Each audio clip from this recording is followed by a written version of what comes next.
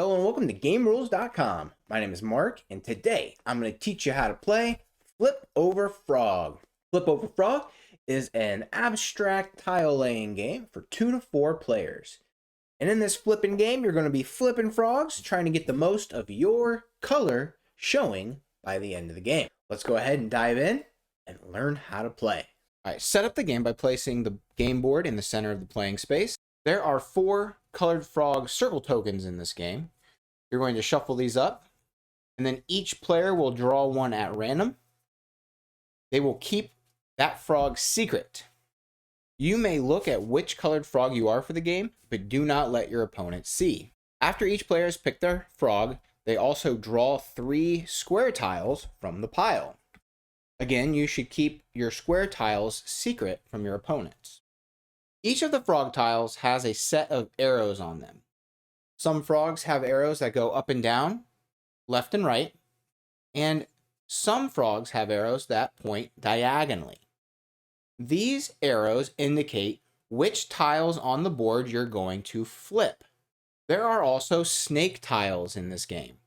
When a snake is played on a face-up frog, you're going to be able to remove that frog from the game. We'll see how that works here in a little bit.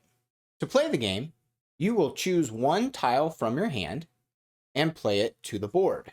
Now, the first player, who is yellow, will not have any other tiles to affect with their placement. But they're going to go ahead and put their yellow tile right here in the center. So for that first turn, there will be no action to resolve. So they end their turn by drawing a tile.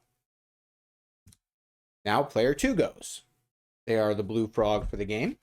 So what they're going to go ahead and do is they're going to play this tile. Now that multiple frogs are on the board, we can see a little action here. This frog that was just played has an arrow pointing to the yellow frog, so it must be flipped. Once a frog has been flipped over, it becomes a leaf. Now, another face-up frog could be placed on that leaf. They end their turn by drawing. Back to player 1. They are going to go ahead and play the yellow frog right here. We have a diagonal arrow pointing at a face-down frog, so they flip it over. Arrows on frogs that are flipped over and facing up are not activated. So just because this frog has been flipped face up, the arrows do not do anything. Only frogs that are placed on the board will activate. This player ends their turn by drawing. Let's go ahead and have player 2 take their turn. They are going to play their blue frog right here, which flips this frog and this frog. They end their turn. Now we're going to have player 1 play the snake, so you can see how that works.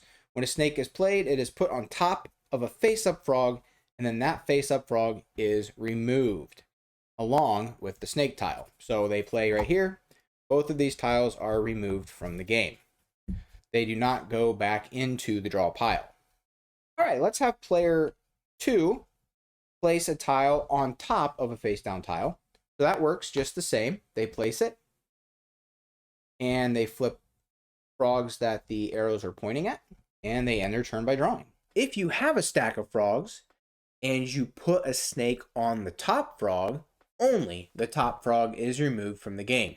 Now player 1 goes. Now for the sake of this demonstration, we're going to have this player play beside a frog stack. So they've played this green frog, which has an arrow pointing up. So we'll go ahead and flip that frog over. And now it's face up. That does help them out. But we've got an arrow pointing to this stack of frogs. The way you flip these is you just grab the whole stack and flip it over. Oh, look at that. It's a yellow stack, so that's good. You never flip one. There will never be 2 face-down frogs or 2 face-up frogs. Think of it as a coin that has 2 sides. It will always flip like that. That ends their turn and they draw. And play like that continues until the entire board is filled with face-up frogs, or there are no longer any frog tiles to play. As soon as one of those 2 things happens, the game is over. Whoever has the most frogs of their color wins. So here we fast forwarded to the end of the game. All of the spaces are filled with a face-up frog.